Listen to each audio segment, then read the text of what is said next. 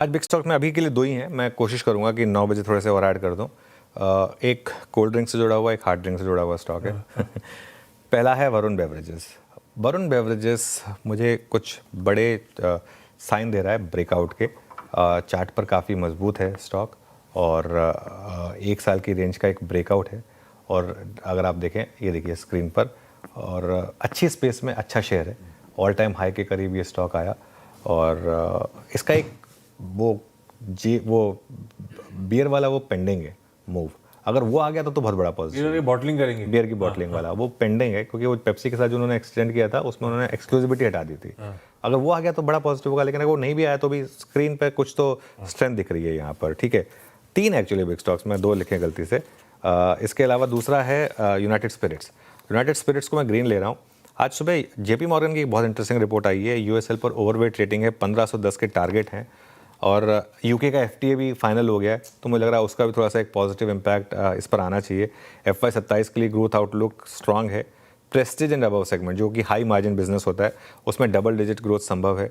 Vodka लिख दिया है, वो रशियन में वोदका बोलते हैं ना, वैसे हम तो वोडका बोलते हैं ना। हम तो वोडका ही बोलते हैं ना उसमें। और बाकी प्रोडक्ट्स टकीला, इसमें कई लॉन्चेस हैं, उनका फ़ायदा मिलेगा। और जैसा मैंने कहा कि यूके के साथ FTA हुआ है, उससे भी थोड़ा ग्रोथ को पुश मिलेगा। और दूसरी छमाही यानी कि सेकंड हाफ अच्छा रहेगा, ये एक्सपेक्टेशन है, इस वजह से इसको ग्रीन में लिया है। एक स्टॉक T2T में है, ध्यान रखिएगा, बहुत रिस्की स्टॉक है, लेकिन सिर्फ प्राइस पैटर्न पर वेदांता एल्यूमिनियम। वेदांता एल्यूमिनियम का 1 हफ्ते का चार्ट रखिएगा। वेदांता एल्यूमिनियम की लिस्टिंग हुई, लिस्टिंग के बाद 2-3 लोअर सर्किट लगे, कल लोअर सर्किट खुला है इसमें। ये 7 दिन का चार्ट है, ये देखिए ये गिरा, कल इसका लोअर सर्किट खुला है। और एक बार कल का इंटरडे वापस रखिएगा, और वो पूरा सर्किट खुला, 5-6 करोड़ के वॉल्यूम हो गए, मतलब करीब 3000 करोड़ के करीब का वॉल्यूम हो गया।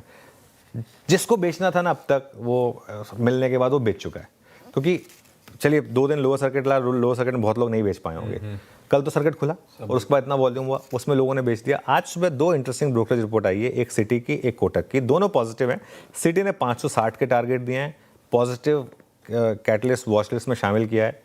ये देश की सबसे बड़ी एल्यूमिनियम कंपनी होगी वैसे, अब ध्यान रखिएगा, है ना। और दूसरा कोटक ने भी खरीदारी की रेटिंग दी है और 600 रुपये के लक्ष्य दिए हैं। उनका मानना ये है कि FY 26-29 में EBITDA 23% और मुनाफा 33% कैगर के साथ बढ़ेगा। हाँ, बस एक रिस्क है, डॉलर ऊपर आया तो उसकी वजह से आज थोड़ा ये देखना होगा कि मेटल्स में क्या होगा। लेकिन अगर आप कल का मेटल इंडेक्स का चार्ट देखेंगे तो कल एक सेंस बन रही थी कि जो मेटल्स में भी 3-4 दिन की प्रॉफिट बुकिंग चल रही थी, कल वो शायद थोड़ी सी खत्म हुई है। वहाँ पर हिंडाल्को भी कल ऊपर आ गया था, तो इस वजह से वेदांता एल्यूमिनियम। रिस्क फैक्टर्स में बस यही है कि ये T2T स्टॉक है और 5% का सर्किट है, तो अगर आपको उस तरीके के स्टॉक से रिस्क डर लगता है तो फिर ना करें। एनीवे, जो भी करना है एक बार फाइनेंशियल एडवाइजर की राय लें, लेकिन ये मेरा एक और स्टॉक होगा जो आज रेडार पर रहेगा।